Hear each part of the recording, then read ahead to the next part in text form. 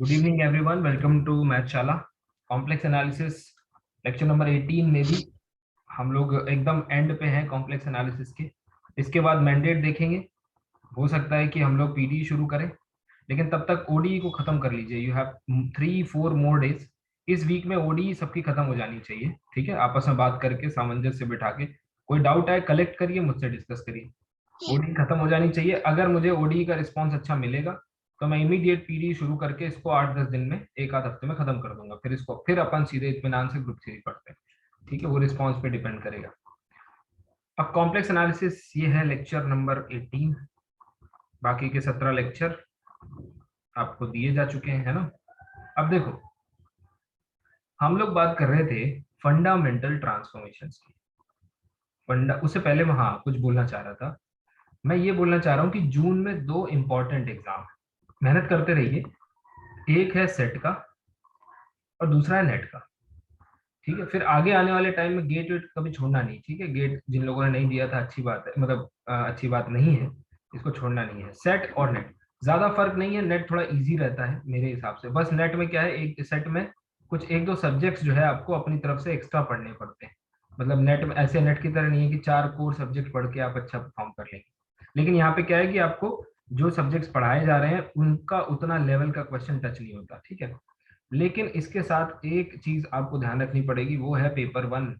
बहुत सारे लोग पेपर 2 अच्छा कर जाते हैं, पर पेपर, इस पे अभी से नजर बना के रखिए। इसका भी पेपर 1 इंपॉर्टेंट है, जिसको हम लोग एप्टीट्यूड कहते हैं। और सेट का जो पेपर 1 है वो भी इंपॉर्टेंट है। एक बुक है, आज मुझे ग्रुप में कोई याद दिलाना, मैं फिर से शेयर कर दूंगा नए तरीके से। उसको देखना शुरू करो, पढ़ना शुरू करो, ठीक है। अपने सीनियर से और इधर उधर से गाइडेंस लो, सीखो इसको, क्योंकि ये अभी से जोड़ोगे तो इंपॉर्टेंट है। 30 क्वेश्चन कम से कम सही होने चाहिए।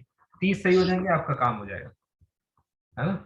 जो लोग बहुत पीछे हैं वो इसी में बहुत पीछे हैं। पता लगा 20 ही सही है, 18 सही है, नहीं हो पाएगा। 18-18 में सोचो मत, है ना। कम से कम 30 क्वेश्चन सही होना चाहिए, और हो जाएगा अगर अभी से तैयारी करोगे थोड़ी थोड़ी पेपर 1 की, हो जाएगा, ठीक है। चलिए और नेट की तैयारी अपनी चली रही है। उसमें एप्टीट्यूड तो यह है, जो फंडामेंटल मैथमेटिक्स होती है, तो उसमें तो इतनी दिक्कत की बात नहीं। फंडामेंटल ट्रांसफॉर्मेशन, तो फंडामेंटल कितने ट्रांसफॉर्मेशन होते हैं? फंडामेंटल ट्रांसफॉर्मेशन 4, ठीक है। चार था। ये कल कल बता चुका हूँ, लेकिन फिर से यस बता सर। देता हूँ। सबसे पहले था ट्रांसलेशन, जिसको शिफ्ट भी कहते हैं। Yes sir. ट्रांसलेशन हो गया, फिर मैग्निफिकेशन या फिर कॉन्ट्रैक्शन हो गया, है ना। ये डिपेंड करता है। ट्रांसलेशन जेड को जेड प्लस ए पे, अल्फा पे। मैग्निफिकेशन जेड को ए जेड पे। मैग्निफिकेशन के बाद है इन्वर्जन, ये शायद लास्ट में था, कोई बात नहीं, उसको ऑर्डर में कुछ ऐसा नहीं है। जेड को 1/z, ये कैसे दिखते हैं वो भी बता दिया था आपको। और एक है आपका रोटेशन, ठीक है। मतलब सिर्फ आप रोटेट कर रहे हैं, तो उसमें भी z को e⁻i लैम्डा इंटू z में ट्रांसफॉर्म कर दिया जाता है, ठीक है। So this is how it works. ये फंडामेंटल ट्रांसफॉर्मेशन है। अब देखिए हम लोग पढ़ने जा रहे हैं बाइलीनियर या फिर मोबियस ट्रांसफॉर्मेशन क्या होता है। बाइलीनियर या फिर मोबियस ट्रांसफॉर्मेशन, दोनों बुकलेट्स को पैरेलली इस चैप्टर के लिए फॉलो करना। ये चैप्टर बहुत इंपॉर्टेंट है, ठीक है। लेकिन जितना मैं पढ़ा रहा हूँ उस पर फोकस करना। बाइलीनियर ट्रांसफॉर्मेशन, जैसा कि नाम से स्पष्ट है, बाइलीनियर फॉर्म, क्वाड्रेटिक फॉर्म इसमें भी होता था आपके लीनियर अलजेब्रा में। तो जैसा कि नाम से क्लियर है कि बाइलीनियर का मतलब है दो वेरिएबल में linear, linear in x, linear in y, ठीक है। बाइलीनियर। अब देखिए इसका जो स्टैंडर्ड फॉर्म होता है, ठीक है, वो होता है W equals to f of z equal to a z plus b upon c z plus d. जिन्होंने बीएससी एमएससी किया है तो उसको देखा जरूर होगा, है ना। और देखा है कि नहीं देखा भाई, किसने देखा तो होगा, बिल्कुल सर। नॉलेज हो चाहे ना हो। Gujarat yes sir. देखा है। एक और कंडीशन, एक कंडीशन होती है AD minus AD BC। Minus BC not equal to 0। अब कई बार जो है बच्चों को ये समझ में नहीं आता है कि ये कंडीशन डाली ही क्यों है, क्यों इसके मोबियस ट्रांसफॉर्मेशन होने के लिए ये कंडीशन इंपॉर्टेंट होती है, ठीक है। देखिए धीरे धीरे इन सब चीजों को हम अनफोल्ड करेंगे, पहले तो मैं ये आपको बता दूं कि इसमें से जो ABCD होते हैं वो कॉम्प्लेक्स स्केलर्स हो सकते हैं। ABCD belong to C, complex scalar हो सकते हैं। स्ट्रक्चर जो है वो कुछ ऐसा ही होगा, तो यानी कि एग्जांपल के तौर पर अगर मैं आपसे पूछूं W equal to Z upon 2Z-1, क्या ये बाइलिनियर ट्रांसफॉर्मेशन है?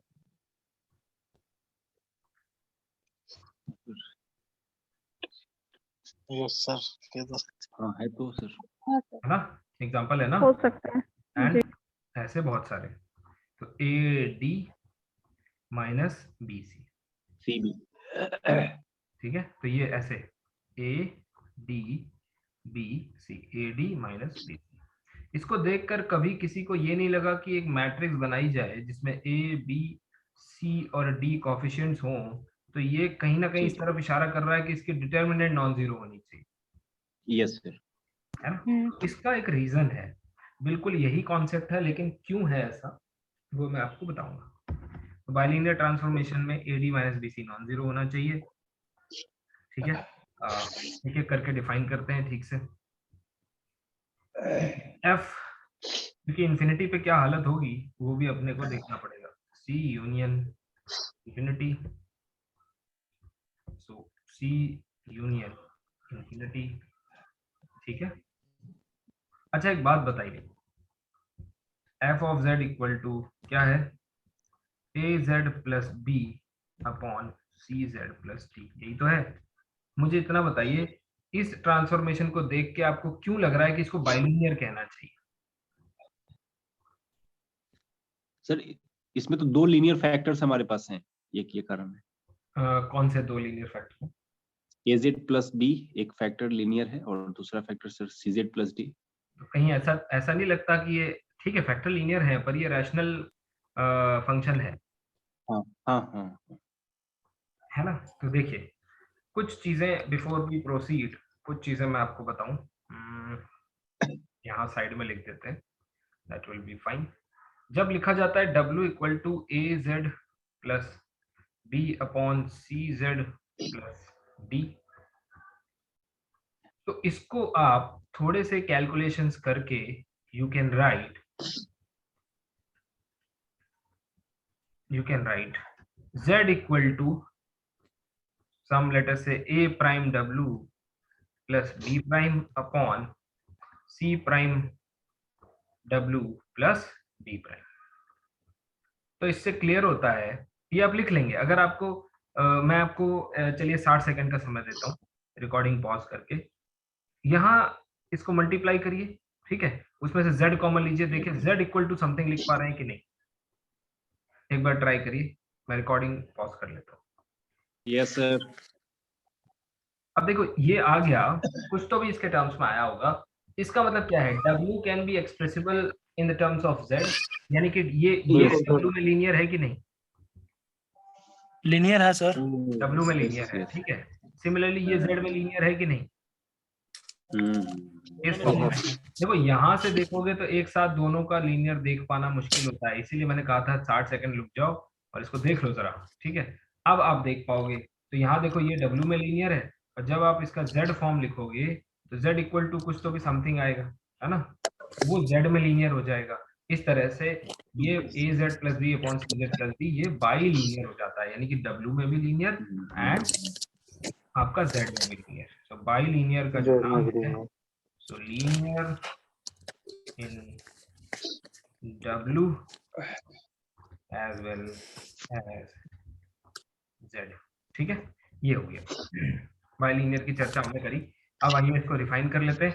एक बात बताइए, अगर मैं Z equal to minus D by C लिख दूं तो क्या आएगा बताओ? Minus D by C,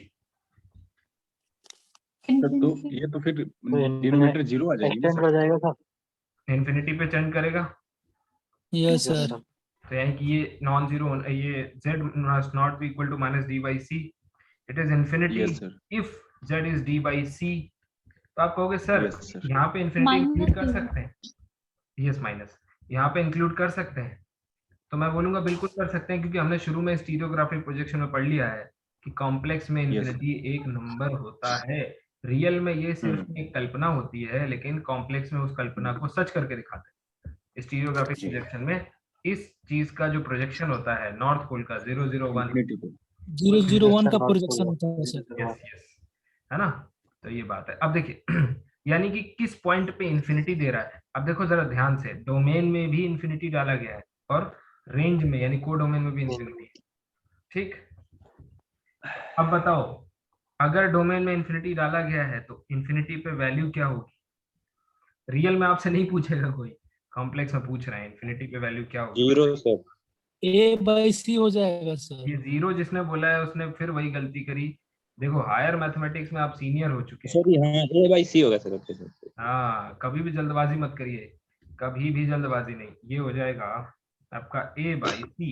Z यहाँ से कॉमन लिया, जेड यहाँ से कॉमन लिया, बाकी को जीरो कर दिया, ठीक। अब कुछ इंपॉर्टेंट बातें मैं आपको बताना चाहता हूँ, जैसे important points remember, important points to remember. ठीक है, तो देखिए जो भी लोग इंटरेस्टेड हो, आपके आसपास ज्वाइन करना चाहते हो, उनसे कहिए कि 11 मार्च, ठीक है, हमने डेट डिसाइड करी है। आज कितनी है, आज 8 है, हाँ 11 तक हो जाएगा। 11 मार्च से हम लोग नया टॉपिक शुरू कर रहे हैं। It may be PD, it may be group theory, दोनों ही नए होंगे और आपको बिल्कुल जीरो से पढ़ाए जाएंगे। यहाँ ये सही टाइम है ज्वाइन कर लेने का। बाकी जो भी इसके पीछे हो चुका है, आप ही पढ़ाओगे ना सर? हाँ मैं ही पढ़ाऊंगा। इसके पीछे जो कुछ हो चुका है वो सारा का सारा वीडियो फॉर्म में आपको दे दिया जाएगा, ठीक है। बीच में ज्वाइन करने से अच्छा होता है कि एंड में ज्वाइन किया जाए, मतलब किसी नए टॉपिक से। अब पहला पॉइंट, सबसे पहला पॉइंट क्या है उसको समझ लीजिए। देखना अप्लाइड मैं कैसी पढ़ाता हूँ, मेरे को अप्लाइड बिल्कुल पढ़ाना पसंद नहीं। वैसे ओडी में देख लिया होगा। वन फर्स्ट समझ में आई भाई, ओडी समझ में आ गई। यस सर, उसमें भी तो बहुत अच्छा तरीके से डील किया है। अच्छा, उसका थ्योरी एक्चुअली उसका इंपॉर्टेंट पॉइंट है थ्योरी, और उसमें जो है वो डिप्स का बुकलेट काम आएगा आपके। उसको लगातार फॉलो करिए, सिर्फ ये बुकलेट फॉलो करना है, क्वेश्चन लगाना है इसके और इसी को फॉलो करना है, और कोई बुकलेट नहीं, ठीक है। सर मेरे को तो मिला ही नहीं है। अरे अरे अरे, तो पूछ लो बेटा। ठीक है, ग्रुप में भेज दिया जाएगा, है ना। जिसके पास हो वो ट्रांसफर कर दे, पूछ लिया करो बेटा। ट्रांसलेशन, तो बाइलिनियर ट्रांसफॉर्मेशन जो होता है, ट्रांसलेशन लिख दिया देखो।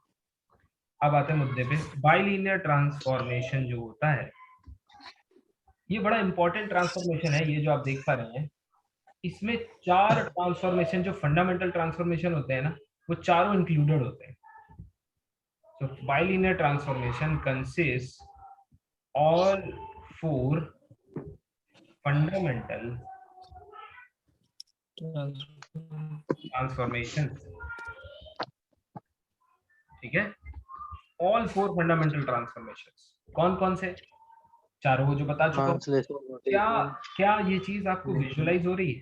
देखो इसको इधर देखते हैं, ए जेड प्लस डी। जरा इसको सिर्फ इतने को देखो, आपको नहीं लगता कि z प्लस डी जो है ये ट्रांसलेशन है। Yes sir. हाँ सर, है बिल्कुल है। ठीक है, डी ट्रांसलेशन और मैग्निफिकेशन, फिर ए जेड प्लस डी ये मैग्निफिकेशन हो गया। बिल्कुल है। हाँ, ए जेड प्लस डी मैग्निफिकेशन हो जाता है। और बाकी दोनों आप जब इसको थोड़ा सा एक्सपेंड करेंगे, देखिए इसमें भी e to the power i theta type कुछ आएगा, इसमें e to the power i theta prime कुछ आएगा, तो वो थीटा प्राइम माइनस थीटा ऊपर जाएगा, तो वहां आ जाता है रोटेशन, ठीक है, रोटेशन। और नीचे डिनोमिनेटर में z होने की वजह से इन्वर्जन भी आ जाता है, ठीक है। तो ये चारों ट्रांसफॉर्मेशन जो हैं वो कंसिस्ट करता है बाइलिनियर ट्रांसफॉर्मेशन। तो याद रखिए बाइलिनियर के अंदर चारों ट्रांसफॉर्मेशन होते हैं, ठीक है। अब देखिए अगर इस फंक्शन को c union infinity to c union infinity यानी कि एक्सटेंडेड कॉम्प्लेक्स प्लेन में देखें, ये फंक्शन जो मैंने यहाँ लिखा है, इसको थोड़ा सा ना बेटर रिप्रेजेंटेशन के लिए यहाँ लिख देता हूँ। तो क्या आपको नहीं लगता है कि f जो है ये 1 1 on 2 है।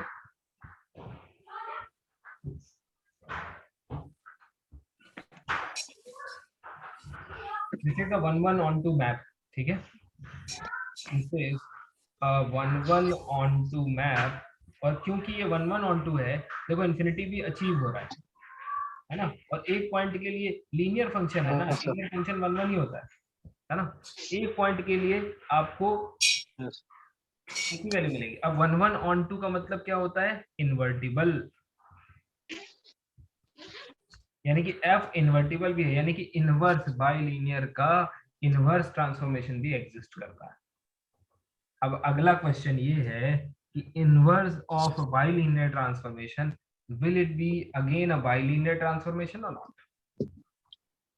That is a bigger question. So that we will see later.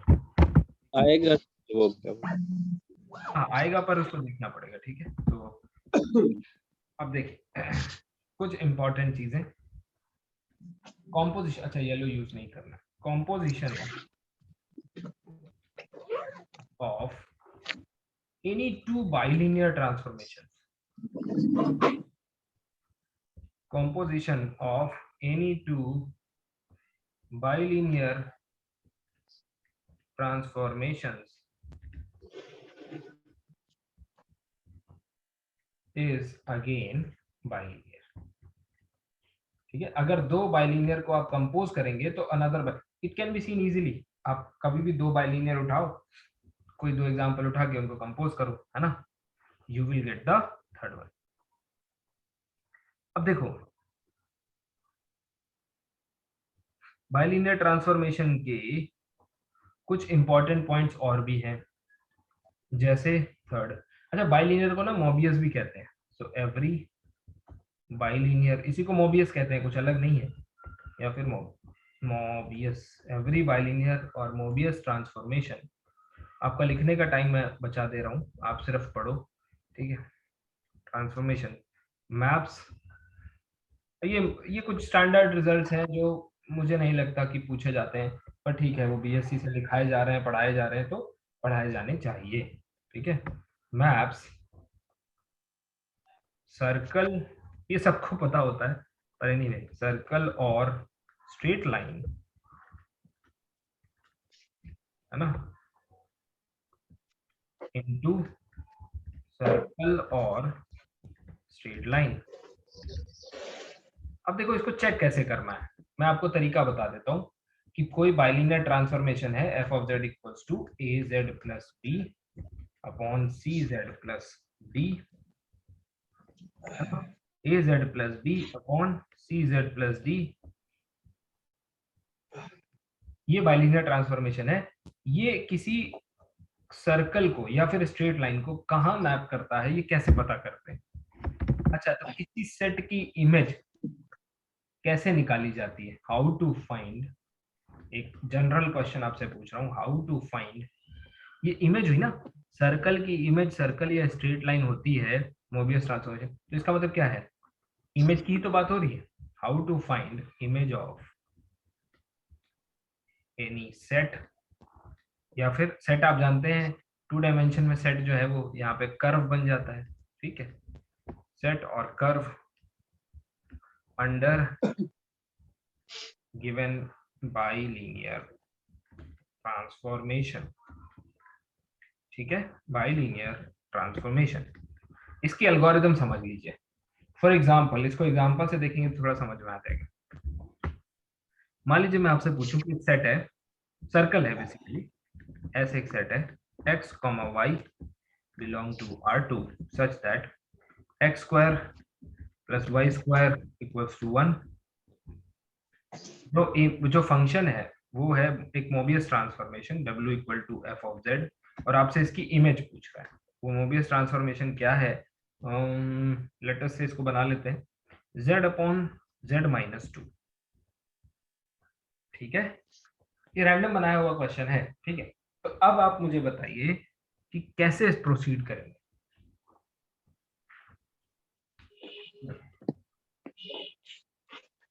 बताइए कैसे प्रोसीड करेंगे, क्या तरीका होता था बीएससी में। तो देखो याद करो, पुट z ब्लू form x plus i y, ठीक है, z equals to i y, इससे क्या होगा, w तुम्हें x y में मिल जाएगा, नहीं इधर आप W को भी पुट करते हैं u plus iv। हाँ बेटा, दोनों को पुट करेंगे ना, W एंड Z दोनों को। नहीं W को तो लास्ट में देखेंगे ना, रियल पार्ट से कंपेयर करके। हाँ लास्ट में भी कर सकते हैं, हाँ बराबर। x प्लस आई वाई, -2 तो x minus 2 plus i Y. IY। अब क्या करोगे, अब रैशनलाइज करोगे या रियलाइज करोगे। सो ये आ गया x minus 2 plus i Y, यहाँ आ गया x माइनस 2। ये स्टैंडर्ड तरीका है ना करने का। बाकी जो बुकलेट आपको बताई है मैंने, दीक्षा आप मुझे मैसेज कर लें और वो बुकलेट मुझसे याद से ले लें, है ना, तो फिर आपको। Yes sir, okay sir. तो अब यहाँ मल्टीप्लाई करेंगे तो ये a प्लस आई बी के फॉर्म में बन जाएगा, है ना। a प्लस आई बी नहीं लिखूंगा इसको मैं small a plus small i b लिख देता हूँ, ठीक है। और नीचे ये बन जाएगा x minus 2 whole square plus y square. फिर सेपरेट करेंगे तो ये बन जाएगा a प्लस आई बी, है ना, जहां पर कैपिटल A क्या होगा, small a upon x minus 2 whole square plus y square, और कैपिटल B बन जाएगा आपका स्मॉल b अपॉन, ये सब नंबर होगा, a b कोई वेरिएबल नहीं होगा, x minus 2 whole square plus y square, ठीक है, ये बन गया। अब देखो अब क्या करोगे, now put W equal to u plus i b. ठीक, क्यों कर रहे हैं ऐसा, क्योंकि यहां से हमें एक रियल पार्ट मिला है और एक इमेजिनरी पार्ट मिला है। तो W equal to u plus i b तो लिखा ही जाता है भैया, W इक्वल टू क्या होता है, f of z, and f of z is u plus i b. तो रियल पार्ट से कंपेयर कर लो, equal to a plus i b. तो जब आप कंपैरिजन करोगे, ठीक है, ओके यहाँ लिख देते हैं। So on comparing real and imaginary parts we get, क्या मिलेगा हमें, क्या मिलेगा, u इक्वल टू हमें मिलेगा capital A and v equal to मिलेगा कैपिटल B। अब आपको कोशिश क्या करनी है पता है, अब आपको कोशिश करनी है कि आप कैसे भी इसको सॉल्व करें, ठीक है, solve and try to bring u and v in terms of xy। कैसे करोगे, देखो पीछे देखो, सॉरी 2 स्लाइड आगे हो गया क्या ये, अरे यार, चलो ठीक है, देख लेना बेटा, ये खाली स्लाइड नहीं ठीक तो है। ये एक्स वाई का फंक्शन होगा कि नहीं होगा बताओ, एक्स वाई तो दिख रहा है, तो ए और बी जो है वो एक्स वाई के फंक्शन है, ठीक है।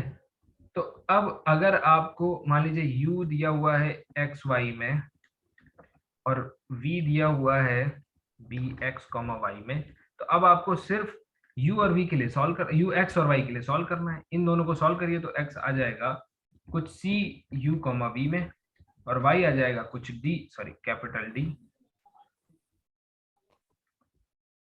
D किसमें, u, v।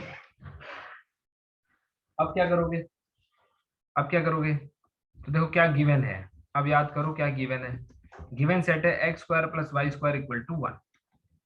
पुट करो यहाँ पे, तो ये आ जाएगा c square plus d square equal to 1।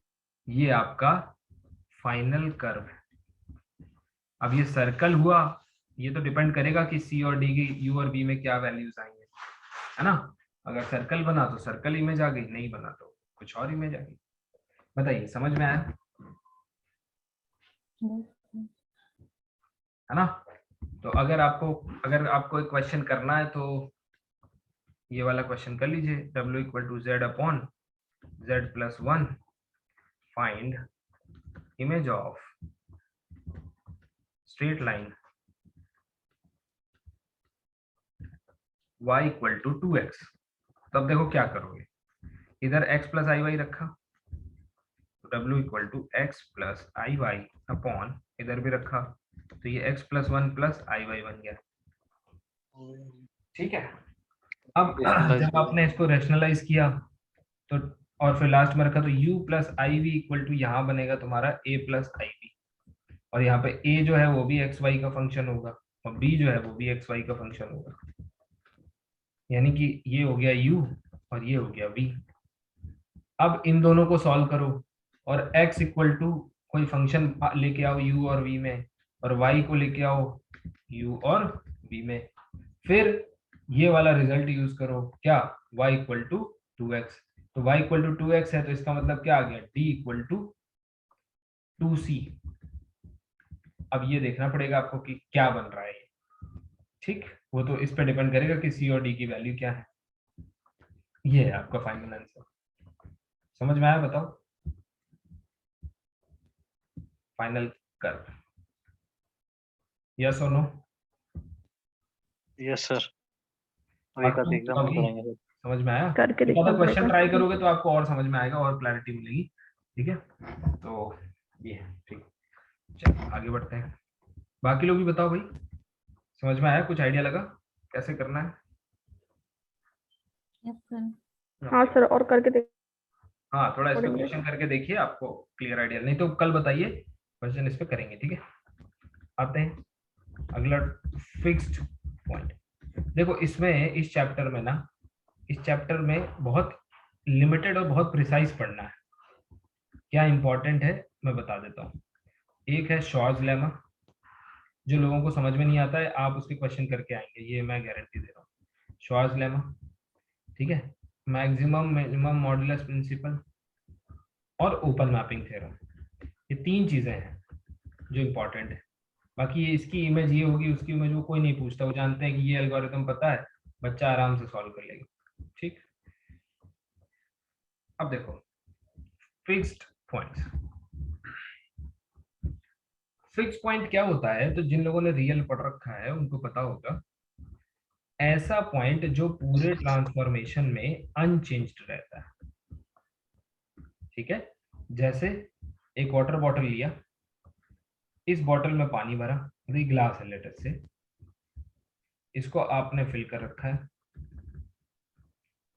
जब आप इसको शेक करते हैं, लेटर से आप इसको शेक करते हैं, ठीक,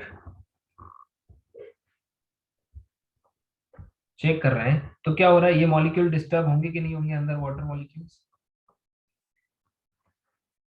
शेक करना मतलब रोटेट करना, शेक करना मतलब रोटेट करना, ठीक है। कौन सा ट्रांसफॉर्मेशन इस्तेमाल कर रहे हैं, z approaches to e to the power i lambda, rotation. जब आप रोटेशन इसको देख रहे हैं रोटेशन की तरह से देख रहे हैं, तो आप ये भी देख रहे होंगे कि एक ट्रांसफॉर्मेशन बन गया और अंदर के मॉलिक्यूल्स को, अब इसकी इमेज क्या बनेगी, तो देखो इस मॉलिक्यूल की इमेज उठ के यहाँ आएगी, है कि नहीं, अपने अपने जगह से मॉलिक्यूल चेंज हो जाएंगे। लेकिन क्या कोई ऐसा भी मॉलिक्यूल होगा जो पूरे ट्रांसफॉर्मेशन के बाद सेम उसी जगह वापस आ जाए, है ना? सो अगर ऐसा होगा तो उस ट्रांसफॉर्मेशन के लिए वो फिक्स्ड पॉइंट कहलाता है। आसान भाषा में जैसे फंक्शन होता है, तो फंक्शन ये उसका डोमेन है, ये उसका कोडोमेन है। जब मैप होता है तो ये इस पॉइंट को इधर मैप कर देता है, इसको इधर मैप कर देता है, मतलब इसको हो सकता है मैनीवन है तो इधर मैप कर दे, कुछ भी हो सकता है। लेकिन हो सकता है कि पूरी मैपिंग के दौरान एक ऐसा पॉइंट हो जो अनऑल्टर्ड हो, मतलब वो जहां मैप हो वो सेल्फ इमेज हो। जैसे अगर आप f of z equal to z square को देखें, तो क्या यहाँ पे -1 की इमेज अंडर z स्क्वायर क्या आ रही है, बताइए। 1 w इक्वल टू 1 आ रही है, w मतलब ये है ना, कंफ्यूज नहीं हो। z इक्वल टू +1 की इमेज क्या आ रही है, 1 वही बना रही है। 1 आ रही है। क्या कोई ऐसा z एग्जिस्ट करेगा जिसकी इमेज वही हो जो नंबर है, एक्सेप्ट 1? सोच के बता। 0 बिल्कुल सही। z इक्वल टू 0, इसकी इमेज क्या आ गई, w equal to 0। So another fix point. और बताइए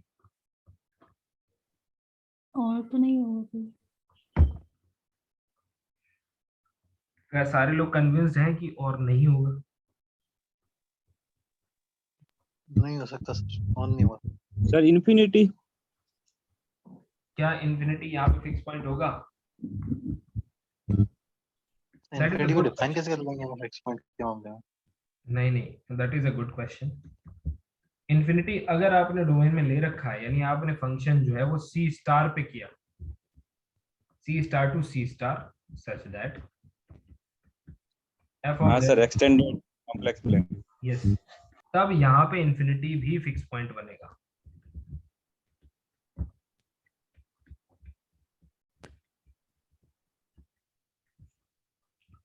ठीक है, इन दिस केस। लेकिन अगर आपने सिर्फ z पे दे रखा है तो कोई दिक्कत नहीं है। ठीक है, c पे दे रखा है तो फिर नहीं बनेगा इन्फिनिटी। तो यहाँ पे इन्फिनिटी के लिए मैंने अलग से केस रख दिया है। पूछेगा तो बताइए, नहीं पूछेगा, मान लीजिए c में देता है तो फिर इतना ही रखिए। ठीक है, तो fz equal to z square has 2 fixed points. Is this clear? Fix point का मतलब क्या है? लेकिन देखिए, रियल लाइन पे जब आर में पढ़ रहे होते थे हम लोग, तो आपको याद है मैंने फिक्स पॉइंट का ज्योमेट्रिकल मीनिंग भी बताया था। क्या बताया था मैंने? कि कोई फंक्शन हो, बाय डेफिनेशन क्या है, fx इक्वल टू एक्स ही तो है। या तो ये इक्वेशन सॉल्व कर लो, और या फिर fx का ग्राफ बनाओ, लेट अस से कुछ ये y आ, इक्वल टू और y इक्वल टू एक्स का ग्राफ बनाओ, लेट अस से ये आ रहा है। दोनों जहां इंटरसेक्ट कर रहे हैं वही है आपका फिक्स पॉइंट। बताया था आर में, जिन्होंने नहीं पढ़ा है जी वो किसी न किसी वीडियो में जरूर आपको दिख जाएगा, है ना। तो ये दो तरीके होते हैं, या तो ये इक्वेशन सॉल्व कर लो या तो ग्राफिकली कर लो। लेकिन तो ये फिक्स पॉइंट हो गया आपका कौन, यहाँ ग्राफ से दिख रहा है 0 0 is the only fix point. लेकिन एक दिक्कत है, कॉम्प्लेक्स में आप ग्राफ नहीं बना पाओगे। हाँ, तो ये तो आर का मेथड है। कॉम्प्लेक्स में ग्राफ नहीं बनते, कल ही बताया था मैंने क्यों नहीं बनते, कल का लेक्चर देख लीजिए। तो क्योंकि कॉम्प्लेक्स में ग्राफ नहीं बनते, इसलिए ये वाला मेथड तो बेकार हो जाएगा कि w इक्वल टू z की लाइन खींच लो, लाइन खींच ही नहीं पाओगे। यानी कि only method is to solve this equation. ठीक है, तो अगर मैं आपको यहाँ पे डेफिनेशन लिखा के दूं फिक्स पॉइंट की, तो a point z not from the domain is said to be a fixed point। देखिए, द फिक्स्ड पॉइंट नहीं लिखा है, यानी एक से ज्यादा फिक्स पॉइंट हो सकते हैं। ठीक है, fixed point of w equal to f of z if and only if f of z not is z not. ठीक है, वही रियल वाली डेफिनेशन, अगर वो अनचेंज्ड रह जाए। एल्गोरिथम क्या है, प्रोसेस क्या है? प्रोसेस सिंपल है, सी में तो सिंपल है, आर में भी सिंपल है, पर आर में और टूल है हमारे पास कि हम लोग अपना ग्राफिकली भी देख सकते हैं। इसमें क्या है, just solve f of z equal to z, this equation. ठीक है, the solutions are fixed point. कैसे? एक क्वेश्चन करते हैं, फाइंड द z स्क्वायर के देख लिए fixed points for late us से कुछ बनाते हैं हम लोग fixed points.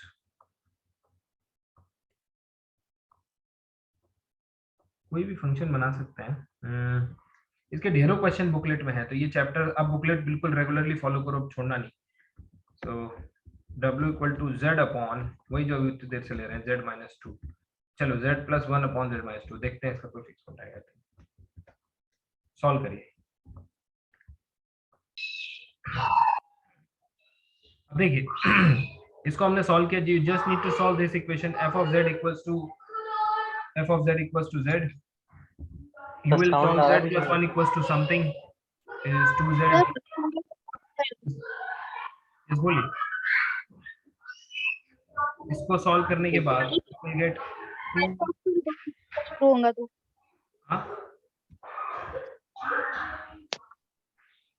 You will get 2 fixed points as 3 plus minus square root of 13 by 2, and yes, so this is the process. W equals to f of z, solve कर, z equals to f of z, solve कर लीजिए. Solutions will be your fixed points. So solutions will be fixed points. ठीक है, जो कि बहुत आसानी से निकाले जा सकते हैं. बुकलेट में इस पे ढेरों क्वेश्चंस है, कम से कम 10 क्वेश्चन आपको मिलेंगे, लेकिन ये निकालने के नहीं मिलेंगे, जो पढ़ा रहा हूँ वो निकालने के मिलेंगे. ठीक है, जिसमें फिक्स पॉइंट की जरूरत होती है. तो क्लासिफिकेशन ऑफ मोबियस ट्रांसफॉर्मेशन, ध्यान से टॉपिक पढ़ना बहुत इंपॉर्टेंट है, इस पे क्वेश्चन आ जाता है कई बार.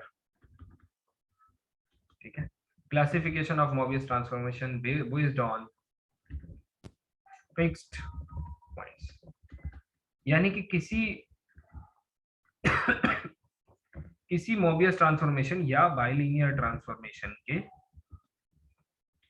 ठीक है, कितने फिक्स पॉइंट होंगे, इस हिसाब से उसको कौन सी कैटेगरी में डाला जाता है वो देख लीजिए. ठीक है, जैसे मान लीजिए हम लोग जब ग्रेडिंग करते हैं, जब आप लोग टीचर्स हैं तो आपको पता होगा, मान लीजिए आउट ऑफ 100 किसी का 90 आया, हमने उसको ए दे दिया. 80 आया, हमने उसको क्या दे दिया, सॉरी ए दे दिया, फिर इसको दे दिया ए बी.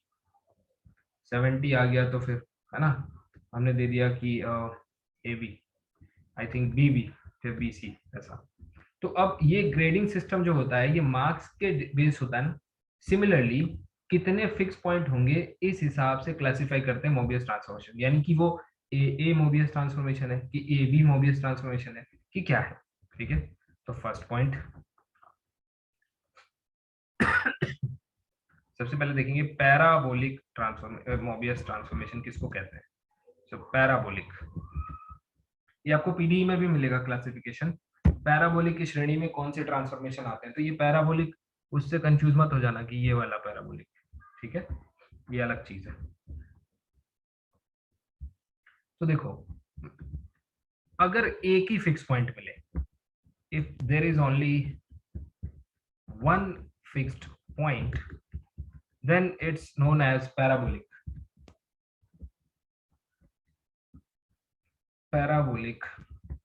Mobius transformation. ठीक है, सेकंड हो गया इलिप्टिक. अब इलिप्टिक में क्या होगा, देखो 4 होते हैं, है ना, मैं बिल्कुल क्लियर करवा दूंगा, उसके टेंशन मत लो.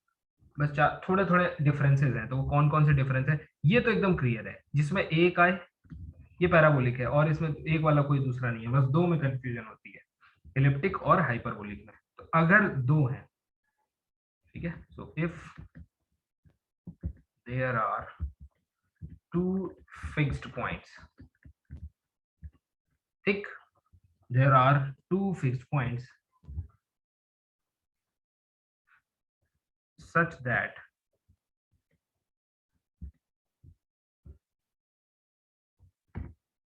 k is not equal to 1 but mod k is equal to 1, then elliptic. अब आप पूछोगे k क्या है, मैं अभी लिखवा दूंगा आपको. Parabolic, elliptic, hyperbolic.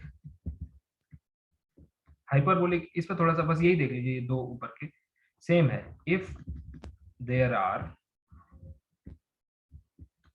2 fixed points, मतलब इसमें भी 2 ही हैं, 2 फिक्स पॉइंट है, बट यहां पे देखिए एंड k इज पॉजिटिव, तो ये क्या हो जाता है, हाइपरबोलिक. सिर्फ देखो यहां पे क्या है, k अगर 2 आ गया तो बताओ क्या वो इलिप्टिक हो पाएगा.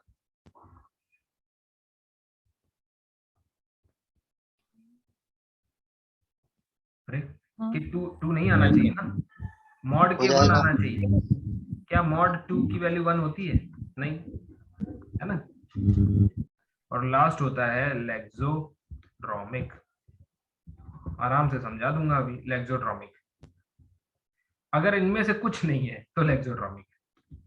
If not A B and C then, इस पे क्वेश्चन आया था एक बार लेक्सोट्रॉमिक, देन लेक्सोट्रॉमिक। ठीक है, आइए समझा देता हूं अगले स्लाइड में। देखो, अगर एक फिक्स पॉइंट आया, fixed points, number of fix points, अगर एक आया तो क्या होगा? Simply parabola. अगर दो आते हैं तो दो पार्ट होंगे। एक में होगा कि k अगर नॉट इक्वल टू 1 है लेकिन मॉड्यूलस 1 होना चाहिए। ये कब हो सकता है पता है? जब k का फॉर्म हो e to the power i theta for some theta. बताओ सही है कि नहीं? और कोई तरीका नहीं हो सकता, है ना? Yes. हाँ, माइनस वन भी इसी में आ जाएगा। अगर आप 3/2 ले लेते हैं तो -1 आ जाएगा, कोई दिक्कत नहीं। और इसमें क्या है कि कोई भी पॉजिटिव k चलेगा, 2 3 for example, k equal to 2 will be fine, 3 4 जो भी है ना, सब चल जाएगा। इसमें ऊपर वाले में क्या होगा? इसमें हो जाएगा एलिप्टिक। अच्छा, याद रखना है तो एलिप्टिक ही है ना? हाँ, याद रखना है तो अभी अभी एक ट्रिक बन गई। ये है इलिप्टिक और ये है हाइपरबोलिक। देखो, इलिप्टिक याद रख लो, हाइपरबोलिक तो अपने आप याद रहेगा जो बच्चा हुआ hyperbolic. e to the power something का फॉर्म किस में दिखता था? जिसमें मॉड के 1 हुआ करता था। मॉड के 1 किस में होता था? पहले वाले में। तो e से इलिप्टिक हो गया। ठीक, ये। और लास्ट में जब कुछ ना हो तो so if none of the above, है ना? नन ऑफ दीज बोलते हैं ना। नॉट नहीं लिखता हूं, नहीं तो आप लोग नॉट ही पढ़ लेंगे। If none of the above then लेक्सोट्रॉमिक। अब बस मैं आपको ये बता दूं कि k क्या होता है तो बस आपका काम हो जाएगा। कुछ नहीं है, सिर्फ सिंपल कैलकुलेशंस है इसमें। ये वाला सेगमेंट बहुत आसान है। अच्छा, पहले ये बताओ, ये क्लियर हुआ कि नहीं? Yes sir. ठीक है, Yes, sir. अब k क्या होता है वो देख लो। ठीक है, तो एक्चुअली k जो होता है वो नॉर्मल फॉर्म से निकल के आता है। तो नॉर्मल फॉर्म, या इसको कहते हैं कैनोनिकल फॉर्म। ये सब कैलकुलेशन है, इनमें कोई कॉन्सेप्ट्स नहीं है। ठीक है, कैनोनिकल फॉर्म्स, इसको कोई भी समझ सकता है। दीक्षा जिनका फर्स्ट क्लास है वो भी कर लेंगे, पीछे का कोई रिक्वायरमेंट नहीं है। Normal canonical form of Mobius transformation. एक चीज बताइए, मैट्रिक्स का कैनोनिकल फॉर्म होता था कि नहीं? याद है? मैट्रिक्स होती थी हाँ सर।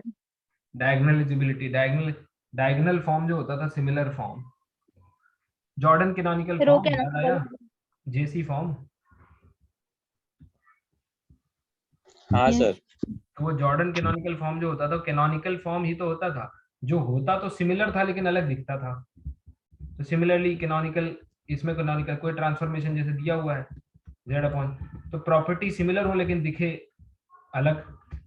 तो वैसे ही तो होता है, a अगर सिमिलर है d के, मतलब d जो है ये a का या b, ये जेसी फॉर्म है लीनियर अलजेब्रा में। तो ये सिमिलर होते हैं जेसी फॉर्म, इनके प्रॉपर्टीज भी सेम होते हैं लेकिन दिखते ये लोग अलग अलग हैं। क्या a इक्वल टू b होता है? नहीं, कभी नहीं, है कि नहीं? तो ये होता है कैनोनिकल फॉर्म। सो बाइलिनियर ट्रांसफॉर्मेशन, कोई बाइलिनियर फंक्शन है, बाइलिनियर ट्रांसफॉर्मेशन है, ठीक है, उसका कैनोनिकल फॉर्म कैसे लिखोगे? बहुत आसान चीज है, चलो देख लेते हैं। अगर लिखा हुआ है w equal to a z plus b upon c z plus d, ठीक है, w equal to a z plus b, और मान लीजिए इसका दो फिक्स पॉइंट है, so has two fixed points. 1 है तो पैराबोलिक होगा ही, तो कोई दिक्कत नहीं है। पहले 2 के लिए पढ़ लेते हैं। Two fix points, let us say fix point है इसका p and q, p and q नाम का दो फिक्स पॉइंट है। देन इसका कैनोनिकल फॉर्म जो होगा, देन कैनोनिकल फॉर्म इज देखो क्या होगा, canonical form is w minus p upon w minus q equals to k times z minus p upon z minus q, जहां पर k क्या है, k है a minus p upon a minus c q, a minus c p upon a minus c q. अच्छा, इनमें कुछ नहीं है, देखो दो फिक्स पॉइंट आप निकालो, मान लीजिए 1 और 2 नाम के दो फिक्स पॉइंट आए किसी के, ठीक है, समझिए जरा। तो ये W और ये तो दोनों फिक्स है, देखो ये सब फिक्स है, W एंड Z ये तो फिक्स्ड है, क्यों, ट्रांसफॉर्मेशन बनाना है ना, W इक्वल टू समथिंग, केवल K का वैल्यू कैलकुलेट करना है, तो K के लिए आपको A और C चाहिए, तो A और C तो यहाँ दिए ही होंगे, ये A है, C का वैल्यू है ना, बस आपको P और Q प्लग इन कर देने हैं जो आपके फिक्स पॉइंट है। बताओ क्लियर है कि नहीं?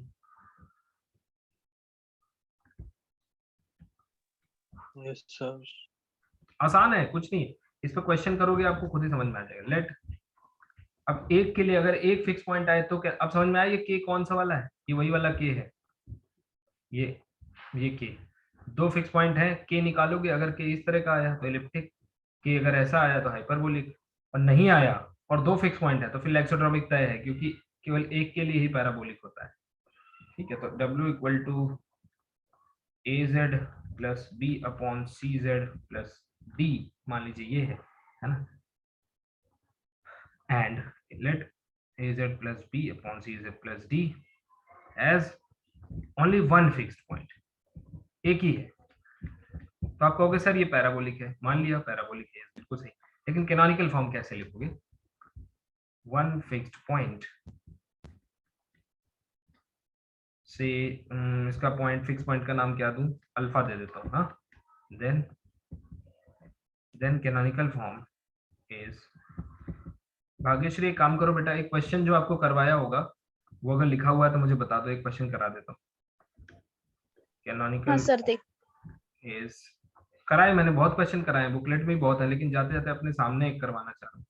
तो canonical form is 1 upon W minus P equals to K plus 1 upon Z minus P, एक ही फिक्स पॉइंट आएगा ना, सॉरी P नहीं, अल्फा, अभी हमने इस बार इसको अल्फा लिया हुआ है अल्फा। अब फिर से K क्या है, तो जहां पर K है 2C upon A plus T, इसका K आसान होता है, 2C upon A plus T, ठीक, इसमें सिर्फ और सिर्फ कैलकुलेशंस हैं और कुछ भी नहीं है, कोई कॉन्सेप्ट नहीं, ठीक है, बताओ बेटा question.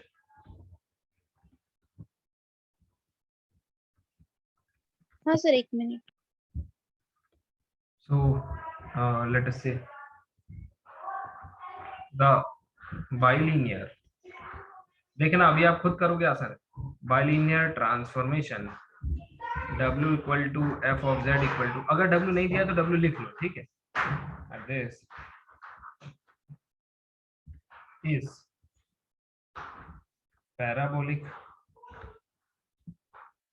B elliptic C, let us say lexodromic और D let us say form, चौथा क्या था, हाइपरबोलिक। क्वेश्चन मिला बेटा? हाँ सर, बोलिए। बट वो हाँ, फाइंड द फिक्स पॉइंट्स हाँ हाँ, and what is the type of bilinear transformation given by W is equals to TZ, which is equals to Z upon Z minus 2. Z upon Z minus 2. 2. Yes, go for it. अब देखिए वो find the fix point वाला तो इसी में आ गया, बिना fix point find किए तो आप ये बता भी नहीं पाएंगे ना तो मुझे, और देखिए इसमें ऐड कर देता हूँ, ऑल्सो राइट कैनोनिकल फॉर्म, शुरू हो जाओ, कैनोनिकल फॉर्म,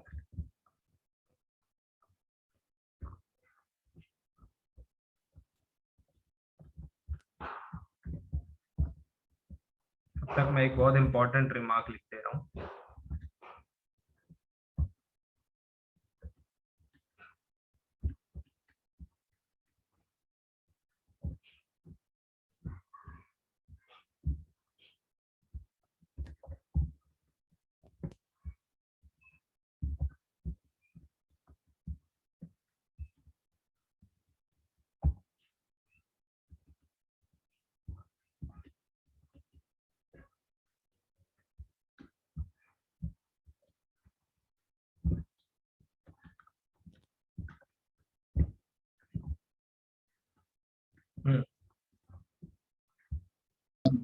लेग्सो लास्ट में जो बचा वही होगा लेक्सोड्रामिक। क्यों? देखिए दो फिक्स पॉइंट आए, क्या आया, p इक्वल टू 0 और q इक्वल टू 3। जब कैनोनिकल फॉर्म लिखने की बारी आई तो q आया, k आ गया आपका -12। अब देखो दो फिक्स पॉइंट हो और k की वैल्यू नेगेटिव हो, ये तो केवल और केवल एक्सोट्रॉमिक में हो सकता है। ठीक है, तो ये क्वेश्चन बहुत आसान है, इनमें कुछ डिफिकल्टी नहीं है। एक चीज जो पूछनी चाहिए थी आपको कि सर एक बात बताइए, अगर मैं फिक्स पॉइंट्स निकालूंगा किसी भी बाइलिनियर के, याद रखना ऐसा नहीं कि w equal to z square की बात कर रहा हूं मैं, ये बाइलिनियर नहीं है, याद रखिए। ठीक, ये बात हो रही है सिर्फ किसकी, बाइलिनियर ट्रांसफॉर्मेशन, मोबियस ट्रांसफॉर्मेशन, जो स्पेशल टाइप होता है ए z plus b upon c z plus D. कल इसी से फिर डिस्कशन शुरू करूंगा, इसमें आपको बताऊंगा कि कैसे मैट्रिक्स से रिलेटेड है। देखिए इसमें आपको पूछना चाहिए कि सर आपने एक फिक्स पॉइंट की बात कर ली, दो की कर ली, लेक्सोड्रामिक में भी दो ही है, बट ये के की वैल्यू अगर इनमें से मैच नहीं करी तो लेक्सोड्रामिक हो जाता है। लेकिन आपने ये क्यों नहीं बताया कि दो से ज्यादा भी फिक्स पॉइंट कभी हो सकते हैं? तो याद रखिए किसी भी ट्रांसफॉर्मेशन, मोबियस ट्रांसफॉर्मेशन के दो से ज्यादा फिक्स पॉइंट कभी नहीं हो सकते। ठीक है, ये सर ये मेरे दिमाग में कभी नहीं हो सकते। Maximum 2, any linear bilinear transformation can have at most 2 fixed points. यानी कि अगर किसी बाइलिनियर के 3 फिक्स पॉइंट हो जाए तो हम क्या बोलेंगे उसको? बाइलिनियर ट्रांसफॉर्मेशन एक No. अरे एक मिनट रुको, मैंने बोला 3 फिक्स पॉइंट हो जाए तो वो कोई बोलता है लेक्सोड्रामिक। लेक्सोड्रामिक में ही दो ही होते हैं भाई, लेकिन होते दो ही हैं, बट के की वैल्यू फिर डिफरेंट। वो बाइलिनियर होगा ही नहीं सर। ओके, देखिए हर बार तो रिजल्ट हम लोग ये पढ़ते हैं कि अगर ऐसा नहीं करेगा तो फंक्शन कांस्टेंट हो जाएगा, नहीं। लेकिन यहाँ पे मामला डिफरेंट है। अच्छा एक बात बताइए, अगर हम लोग f of z equal to z ले लें आइडेंटिटी फंक्शन, तो क्या ये बाइलिनियर फंक्शन है?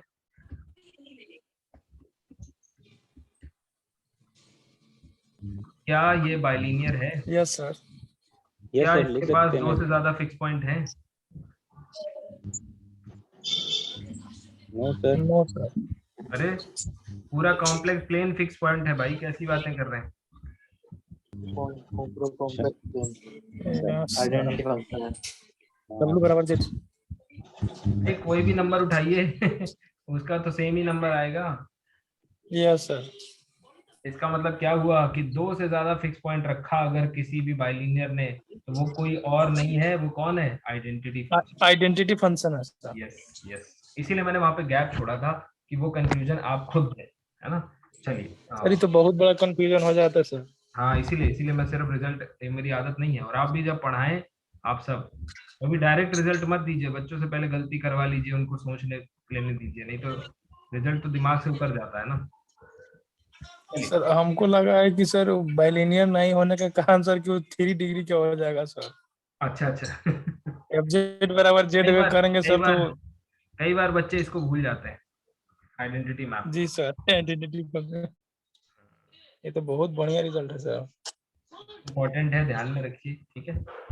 और नहीं तो बहुत बार पेपर में लिख के आ जाते हैं कि कांस्टेंट फंक्शन होगा, क्योंकि उनको आदत होती है ना पूरे कॉम्प्लेक्स में कांस्टेंट पढ़ने की। चलिए आंख मूंद के वो ऑप्शन हो जाता है सर। हाँ, चलिए thank you so much mining, हम लोग मिलते हैं कल, है ना। और पीडीएफ को भेज दिया जाएगा और बाकी देखते हैं। Thank you sir. Thank you. अगर